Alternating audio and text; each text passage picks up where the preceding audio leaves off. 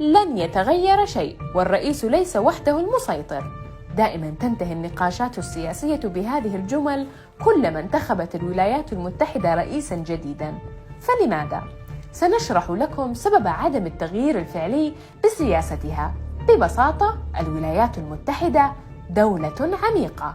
لنفهم المصطلح أولاً، نشأ مصطلح الدولة العميقة بعد سقوط الخلافة العثمانية وإعلان الجمهورية التركية عام 1923 برئاسة كمال أتاتورك. ألغى العمل بالشريعة الإسلامية عام 1926 وحلت محلها قوانين مدنية، ولم تقابل قراراته بالترحيب من الجميع. ولضمان الفصل الديني عن السياسة، أنشأ أتاتورك شبكة عرفت بالدولة العميقة، مكونة من ضباط القوات المسلحة والشرطة بشكل أساسي.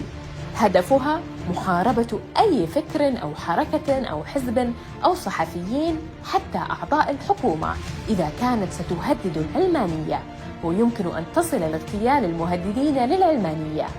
وزير الخارجية التركي السابق والمنظر لحزب العدالة والتنمية الحاكم أحمد داوود أوغلو أعاد المصطلح للذاكرة عندما قال إن هناك دولة داخل الدولة تعرقل التغيير. وانتشرت فكرته التي تقول إن أتاتورك والأحزاب الكمالية أنشأت أجهزة موازية داخل الدولة ليصبح من الصعب على السلطات التي لا تنتمي لها النجاح في تطبيق برامجها.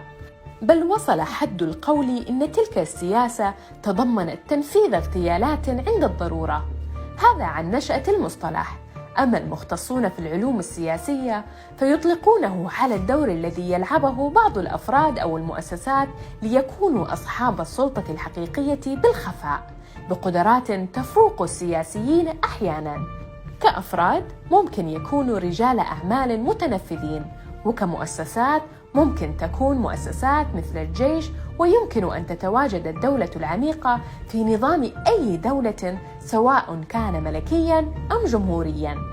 وهنا سنعود لأمريكا، لأنها نموذج فريد يجمع كل مقومات الدولة العميقة بسلبياتها وإيجابياتها. فمثلاً، وصف عضو الكونغرس السابق الجمهوري مايك لوفغرين عام 2014 الدولة العميقة في بلاده قائلاً إنها ذلك الجزء المخفي من الحكومة والذي تمثله قطاعات أصحاب رؤوس الأموال والصناعيين، والذين تشكلت لديهم إمكانية حكم الولايات المتحدة بدون ضرورة الانخراط في العملية السياسية الرسمية.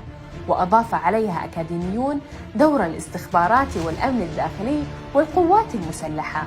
فهذه القوى مجتمعة تضع الأجندة السياسية وتمول الحملات الانتخابية وتقرر من يكون الرئيس، ولا قدرة لأي رئيس على تجاوز ما ترسمه الدولة العميقة لسياسة البلاد.